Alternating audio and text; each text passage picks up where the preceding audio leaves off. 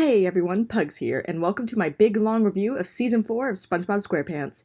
If you're a seasoned veteran of this channel, you already know what's about to go down, and if not, well, first off, welcome, and secondly, let me just explain how this is going to work real fast. So, once this introduction is over, I'm going to rank every episode of this season. If you want more detailed thoughts on any of these episodes, be sure to check the corresponding review, since I've reviewed every episode of this season now here on the channel. After I rank all the episodes, I'll briefly discuss the average episode rating of the season, and then I'll get into a discussion of the season as a whole. Cool? Cool.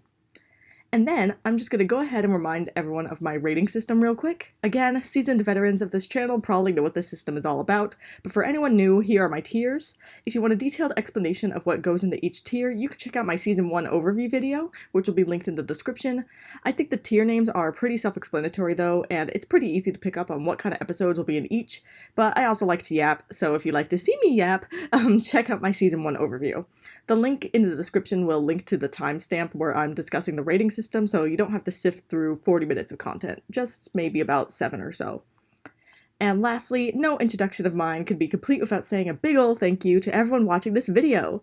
And thank you to everyone who's been supporting the channel during this season of reviews. We hit 200 subscribers while reviewing this season, which is super awesome, and I've been getting a lot of comments this time around, which is also awesome, so really, thank you to all of you. And a special shout out to Spongy Reviews, who I had the pleasure of collabing with multiple times this season.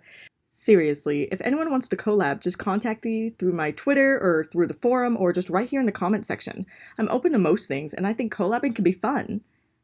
Alright, I think that's just about everything I wanted to say in this introduction, so why don't I just go ahead and get right into it.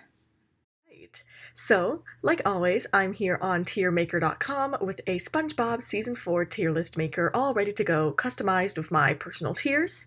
And also, like always, when I do this ranking, I'll be going in descending order, meaning that I'll start with my top 5 and go on down through my bottom 5.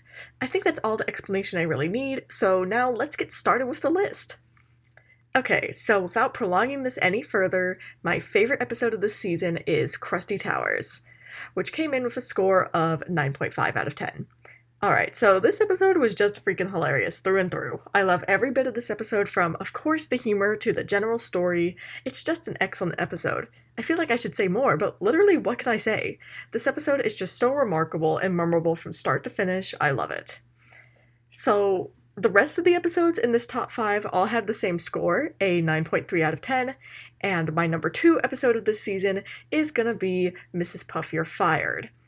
This episode is just a roller coaster of fun. The only bad thing I can say about it is that the evaluator guy's reasoning at the beginning of the episode is dumb as hell, but I can accept that it was needed for the plot to get rolling. The sergeant is easily the standout of this episode in my opinion. Every moment with him was hilarious and really elevated these 11 minutes. The third best episode of this season, in my opinion, is Best Frenemies. If I can find it. There it is. That's kind of embarrassing. Okay, this is an episode that I think people sadly forget about, which is a shame because it's so good. Seeing Mr. Krabs and Plankton work together is always a treat, especially when we get to see their dynamics switch up, yet also stay the same. And the whole twist behind these kelp shakes actually being a health hazard is great, especially when in the end it doesn't even matter to Mr. Krabs and Plankton, who in this episode are portrayed as actually liking their rivalry. I like that. Number 4 in my top 5 of this season goes to New Leaf. Oh god, this is already embarrassing. Okay. Which, of course, had that 9.3 out of 10 score. So this is another Plankton and Krabs episode that really plays around with their dynamic, switching things up to make Mr. Krabs the more overly obsessed one. And yeah, this all being a scheme by Plankton is obvious when you put any thought in it, but I think the episode did a great job of not making it too obvious. And not to mention, there's some wholesome elements in this episode that are enhanced when you consider the existence of friend or foe. So I really enjoyed this one. Not the funniest, but amazing for other reasons. And then rounding out the top 5 of this season is going to be Selling Out. This episode just has a fun plot that's a critique of corporatism. There's also so many great moments in here, especially every moment that works to emphasize the unsettling nature of Krabby Mondays. Alright, so now I'm of course going to cover all the other Amazing Tier episodes. This season had an awesome 17 Amazing Tier episodes, meaning that we've got 12 more to cover in this section. Just barely missing out on the top 5 was Squidward. Go. which came in with a score of 9.3 out of 10. I wouldn't say that there was anything about this episode that left it out of my top 5, more that the other episodes were simply that good, because obviously I really liked this episode as well. Like other episodes in this tier, it's funny and well written. And I know that this is an unpopular opinion, but I also think that SpongeBob being creepy is just an innately funny thing. I don't care, it just is. 4 episodes came out with a 9.2 out of 10. So obviously I like all of these just about the same. Unfortunately for me, I still have to rank them. So the first will be Wishing You Well. There we go. And I think what stands out about this episode is that it changes up some of the dynamics that we know just a bit. Thinking specifically of SpongeBob challenging Mr. Krabs on his cynical thinking. I also just really like the wholesome quality of this episode, giving it a leg up above the other episodes with this score. So next up will be Fear of a Krabby Patty, which of course had that 9.2 out of 10 score. One thing about this episode is that it feels weirdly empty. It's not a bad thing, I just feel like I want to point it out. But to say all the good things about this episode, well, it's the pretty standard stuff for this tier. It's funny, the plot is great, and everything just works really well. This episode also stands out because of its art style, which has been said time and time again, so no need to say anything else about it here.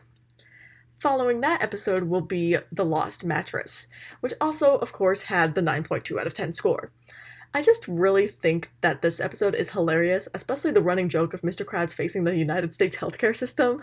I also think that there's some elements of wholesomeness throughout this episode, and the aforementioned humor falls a lot more towards the adult side of the child-adult line straddled by this show, so it's one of those episodes that has grown on me as I've gotten older.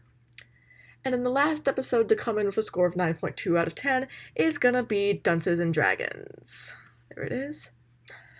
This special was delightfully atmospheric, really taking advantage of the medieval fantasy shtick it enveloped itself in, and I love that.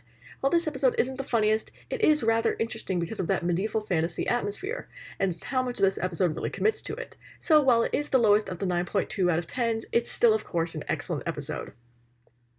Alright, so 7 episodes had a score of 9 out of 10. Putting it lightly, ranking these episodes was very hard. Please don't get the pitchforks out.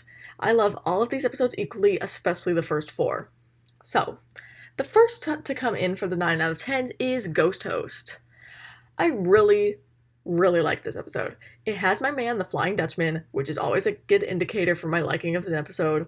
This episode also has some really cool visuals with all the scares and such, and the plot is good and interesting. There's also plenty of funny moments, even if this episode isn't quite a riot or anything like that. After that will be Once Bitten. There it is. I mean, come on. Y'all know me. This episode features Gary the Snail pretty heavily. That's a huge selling point in this episode's favor. Secondly, the plot is also inherently funny and interesting, with the whole mass panic started by Patrick of all people. And in general, this episode is pretty memorable to me. Not much else to it. And following Once Bitten will be another really great episode in Patrick SmartPants. This episode might lack a bit in the humor department, but it makes up for that in droves with the wholesome and emotional elements of the plot. I really love the plot of this episode. It's one of the strongest SpongeBob and Patrick friendship episodes of the entire show. Patrick sacrificing his intellect to be SpongeBob's friend is actually really moving, especially for this show, so kudos to everyone involved for making such an emotional episode. Alright, this next one is where I'm expecting to get pitchforks, but it's gonna be Have You Seen This Snail? Yeah, I know, the 4th place of the 9 out of 10s. Listen, I like this episode, I do, a lot. It's a Gary episode. It's great. It has a good plot and funny moments. However, I think that this show just struggles with specials more often than not, like struggles with making sure that they don't have any slow moments that can then bring down enjoyment levels, and that's my only real problem with this episode, and why it received a 9 out of 10 and no higher. Still excellent though. And so moving on from that episode, we've got Krabs vs. Plankton, which of course had a 9 out of 10. This episode is simply fun. I love the courtroom drama elements, and I'd say the only bad thing about this episode is how long it takes to get to those, since they are easily the best parts of the episode. But I mean, it's still just a good ride during the 11 minutes. After Krabs vs. Plankton comes the Pink Purloiner. Oh my god. There it is. Again, fun episode, maybe some slow moments here and there, which is why it's lower on the sub-list of 9 out of 10 episodes, but nothing actually wrong with the episode at all. I'd say a good way to show how this episode is lower than other ones in this tier is by comparing it to Patrick SmartPants. Both episodes are about SpongeBob and Patrick's friendship, but that episode portrays it much better. This episode is just funnier though, so it all evens out to the episodes receiving the same score. And in the very last episode to receive a score of 9 out of 10, and the last episode of my amazing tier for this season is gonna be Shell of a Man. Like I've been saying, this episode is really great. Love the plot, it's full of my Mr. Krabs and SpongeBob father-son crumbs. There are some slow moments throughout the episode though, and it's not the funniest. Still great. Moving on, we're now gonna hit all the episodes that I put in my great tier. There are 7 episodes in this tier. These are, of course, really good episodes in their own right. And there's not as many ties here, so thank God for that, am I right? Alright, let me get started now. So, the first episode that's going to be in this tier is Skill Crane, which came in with a score of 8.7 out of 10. This episode is simply great. Seeing Squidward lose himself more and more to this literal addiction is funny to watch, as horrible as that sounds. And while this episode is fun, I'd say that one of its weak points is in fact the humor, which didn't work some of the time while I was watching, hence this episode being in this tier and not the one above. After Skill Crane comes Karate Island, which came in with a score of 8.5 out of 10.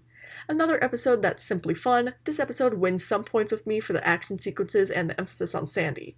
Where it loses points is in the first few minutes with SpongeBob's egotistical behavior, which is ever so slightly grating. Yes, it ends after those first few minutes, but that doesn't invalidate the way I had been feeling for that duration. Following that episode will be, man this is a mouthful, Mermaid Man and Barnacle Boy 6, the motion picture, which also had a score of 8.5 out of 10. This episode is kinda wholesome with SpongeBob and Patrick's devotion to their favorite heroes and getting their real story up on the big screen. I also like the involvement of other characters too. However, like other episodes in this tier, what this episode is missing is some of the humor. Doesn't make it bad, of course, but that's why it's right here in the middle of the great tier. Up next is Bummer Vacation, which came in with a score of 8.4 out of 10. Another fun and enjoyable episode. Like Skill Crane, I enjoyed seeing SpongeBob descend into madness and paranoia. However, that's the main driver of enjoyment for this episode. It's a great one, but the episode doesn't have a ton more going for it other than that, and a couple of good jokes here and there. It feels somewhat empty, and things don't really start getting good until SpongeBob starts losing it. The next episode to go in this tier came in with a score of 8.3 out of 10, and it was Rule of Dumb. I know that this is somewhat of an unpopular opinion, but I like the way this episode handled Patrick being an asshole. There's another episode of this season where Patrick is an asshole, and as you'll see, if you hadn't already seen my individual reviews, I am far less charitable to that episode. But anyway, back to Rule of Dumb. I really like the story of this episode, all the dramatic beats it hits, etc, etc. Again, not the funniest 11 minutes, but there's still plenty of those moments to be found. The second to last episode to go into my great tier is going to be Enemy-in-Law, which had a score of 8 out of 10. I like the different characters we see in this episode. Well, I guess just Mr. Krabs' mom, but also I like how she gets to interact with some of the characters we do already know. This episode is at a distinct disadvantage given the inherent weirdness of the romance plot between Plankton and Betsy Krabs, but other than that, I've got no problems with it. A good, solid episode. And then the last episode to be a part of my great tier was Chimps Ahoy, which also had an 8 out of 10. The reason I put this episode lower than the previous is that this episode's additional characters were a bit less interesting, and the humor was a little less there. I do like that this was a Sandy episode, even if the middle portion she didn't really appear that much, and there were some good dynamics between SpongeBob and Patrick in this one, with Patrick doing that kind of lovable asshole thing he does sometimes. Alright, now it's time to talk about the episodes in my good tier. There were 6 episodes in this tier, so not too shabby.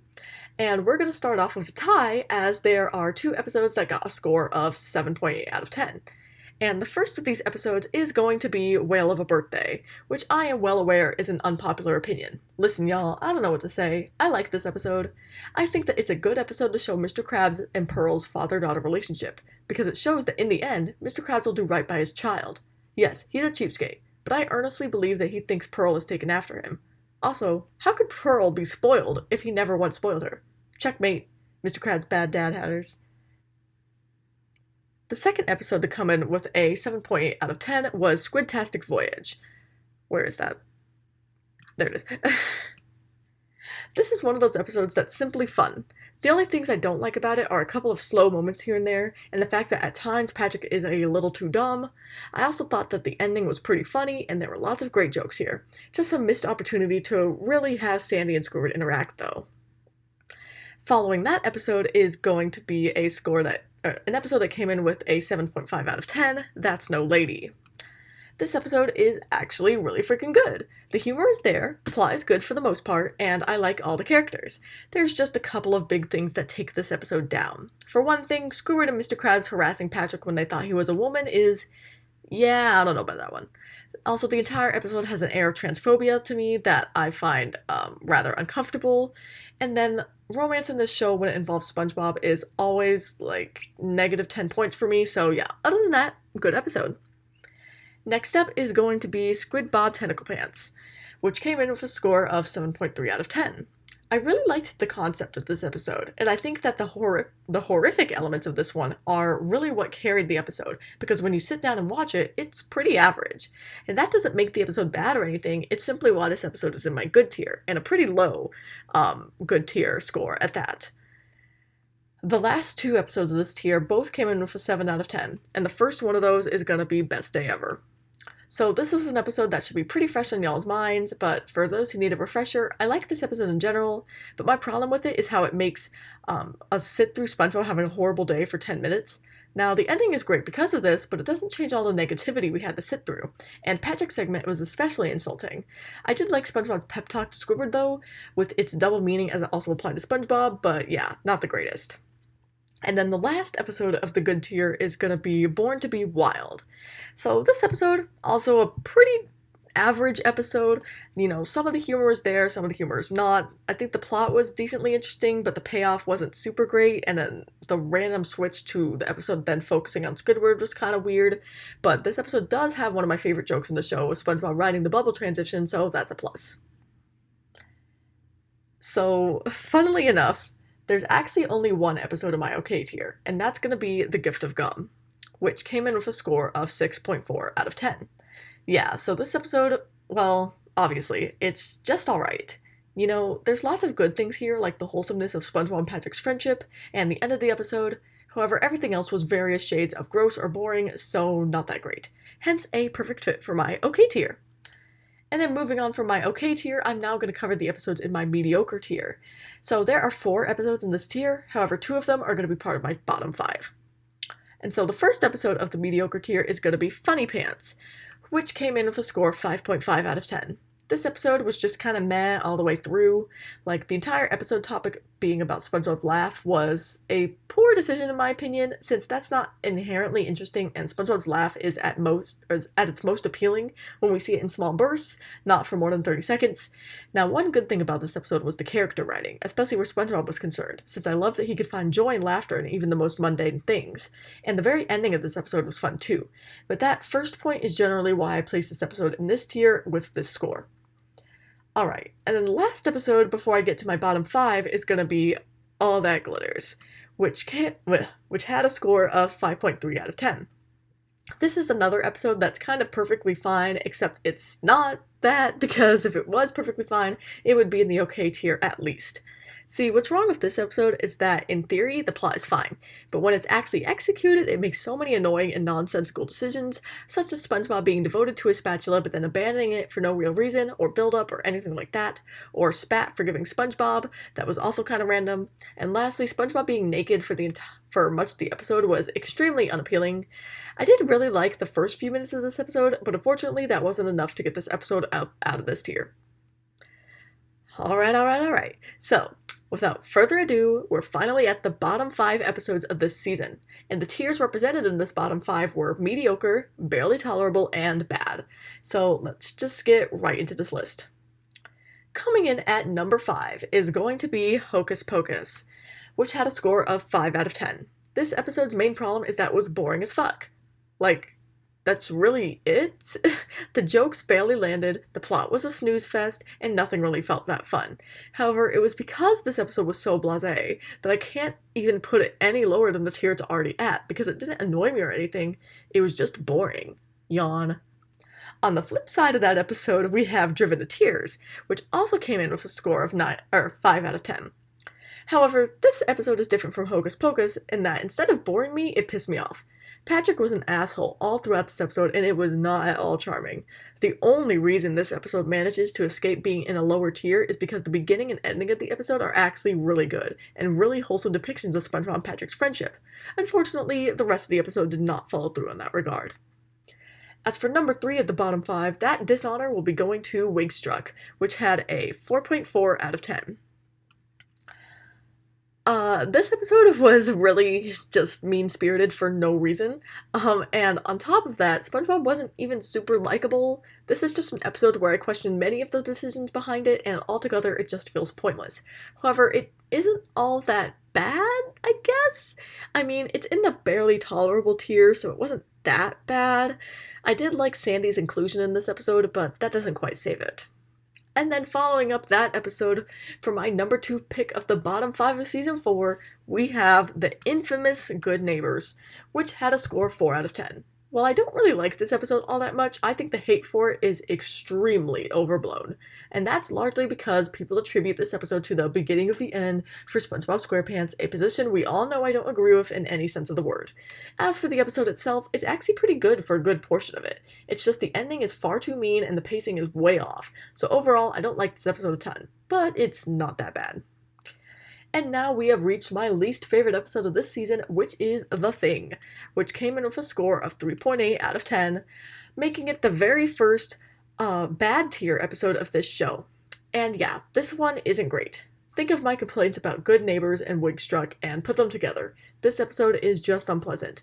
I don't really enjoy watching Squidward go through all this, especially since he can't fight back, so a lot of the comedy is lost in this slapstick. And then other than that, the episode is boring. Not a good look. And that's exactly why I consider it to be the worst of season 4.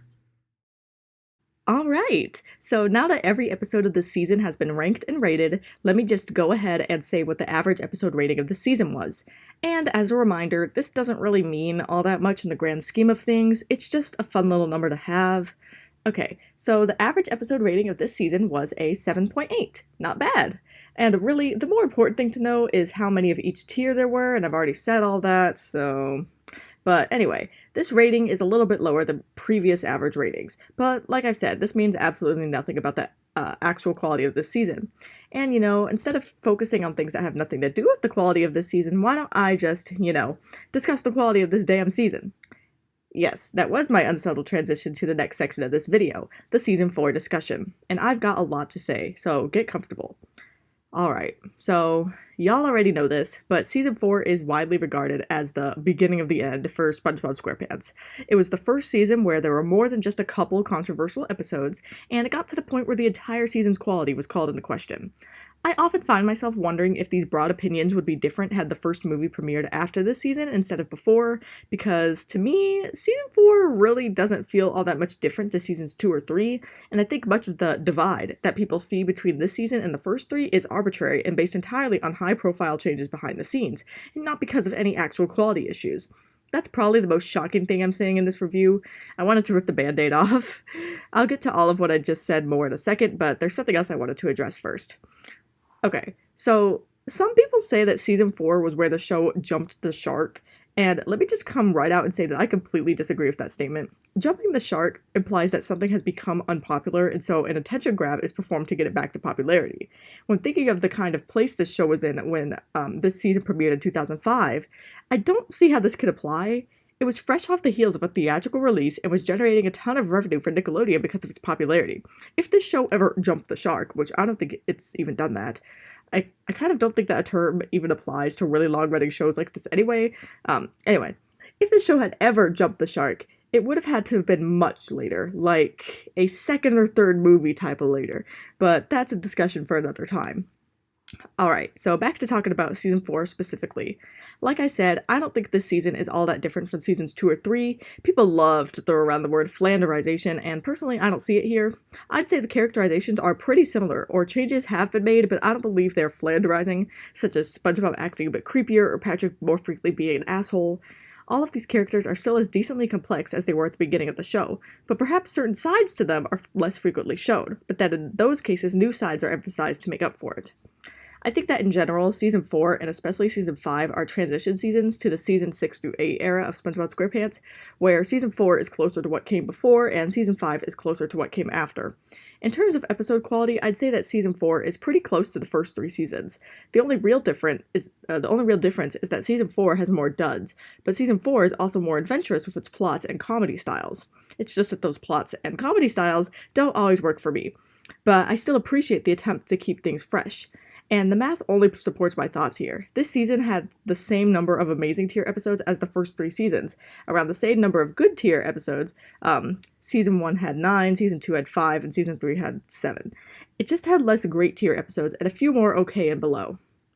I already kind of touched on this during the actual ranking portion, but I've just got to say it again. Figuring out the top 5 for this season was extremely difficult. When I started thinking of my list, I felt like I had scored episodes incorrectly. I think a lot of the best episodes of this season are of very similar quality, which made ranking the top 5 so hard. Krusty Towers was pretty much guaranteed number 1, but then after that there was Mrs. Puff You're Fired, Squidward, Selling Out, Best Frenemies, Newly, Fear of a Krabby Patty, and The Lost Mattress all vying for spots, with those last 2 episodes being ones that I considered rescoring. And while I'm talking about this, I suppose I'll also say that the bottom 5 was less difficult, given that this season had the first instance of my bad tier being used, and after my 2 barely tolerable tier episodes, I only had 4 episodes to choose from in my mediocre tier. It's also generally easier for me to say what episode I dislike more than another, rather than like more than another. Alright, so now for the part we've all been waiting for. What do I think of Season 4 just by itself without considering all the wider context? And what the hell is the title that I gave this season? Well, let me answer the second question first. So, as I've made abundantly clear by now, I believe that Season 4 is very similar to Seasons 2 and 3, and that is the reason why I've taken to calling it the lingering season. This season brings to mind those past seasons, not just to me, but to everyone. The modern SpongeBob haters watch Season 4 and they linger on those first 3 seasons whilst doing so. Season 4 itself lingers on those first 3 seasons by being similar to them. This isn't a bad thing, and like I already said, the show was starting to evolve at this point. Well, it's always been evolving since its inception, but y'all know what I mean. I feel like Season 4, coming after many changes behind the scenes, has had to linger a bit on what came before, to then figure out what it is doing next. Does that make sense? Season 4 feels like the show figuring out its next move, testing the waters while still remaining familiar. That is why Season 5 is more experimental, as you'll hopefully be hearing me say in a few months' time. But yeah, all of this is why Season 4 is the lingering season to me. And now, I reach the final question. The final point of discussion. What do I think of Season 4 without that broader context, without assigning titles or anything like that? Well, I quite like this season. I'm not very good at making full rankings, so I really only know that Season 3 is my favorite, and that Season 2 is my second favorite, and Season 1 is probably my third favorite. This could be subject to change, though. I don't know where Season 4 would fall. Honestly, I rate it pretty similarly to how I rate Season 1. It's a great, amazing season with lots of really great episodes that I adore, but there are also some duds, just like any season. It's only that these duds are a lot louder to some people. I'm saddened by how some people disparage this season, so the dip in quality is not so readily apparent to me. I love this season, just like I've loved every season before it, and it's high time that we rethink our conception of the eras of SpongeBob SquarePants, starting with understanding that this season is a great one. And now, in this video of closing thoughts about the entire season, we reach my closing thoughts about the closing thoughts. Honestly, I've got nothing more to say about Season 4, since I've got many months of defending middle-aged SpongeBob ahead of me, and Season 4 barely has to face that anymore. Nah, these closing thoughts are going to be about some real shit. So, we finished what is basically Season 4 of these reviews! This is a big milestone, just like every season ending is. I also just have had so many things going on in my real life during the making of this season's reviews. For one thing, I graduated college. I would feel more happy about that if I wasn't going straight to grad school in the fall. Well, I am happy. That was a joke. I'm really fucking happy. And as you all have clearly noticed, this video took forever to come out. I really am sorry about that, but it was almost like a comedy of errors, the way that the universe conspired to make this video not come out. First, it's work giving me hours out the ass. Then it's my ADHD putting the dysfunction in executive dysfunction, and my period coming to finish the job. Then it's my house getting some renovations done on it for literally 2 weeks, making recording impossible. Then it's dealing with this recurring little health issue of mine that causes a lot of pain for a few days. Yeah, just a lot going on. But I appreciate y'all's patience for real. And speaking of appreciating y'all, thank you. Thank you so much for watching my videos week after week, for commenting, for liking, for subscribing. Y'all are literally the best, and it makes making these videos so much more fun. I'm looking forward to starting my Season 5 videos. Episode reviews are much easier to make than season overviews, so I don't imagine there should be much in the way of unplanned delays. I just am considering going down to 1 upload a week till I'm settled in grad school. We shall see what ends up working best for me, since that time is only like a month away. And with that, I'm going to go ahead and declare the Season 4 reviews to be over and end this overview right here. I'll see y'all in the next review where I'll begin Season 5.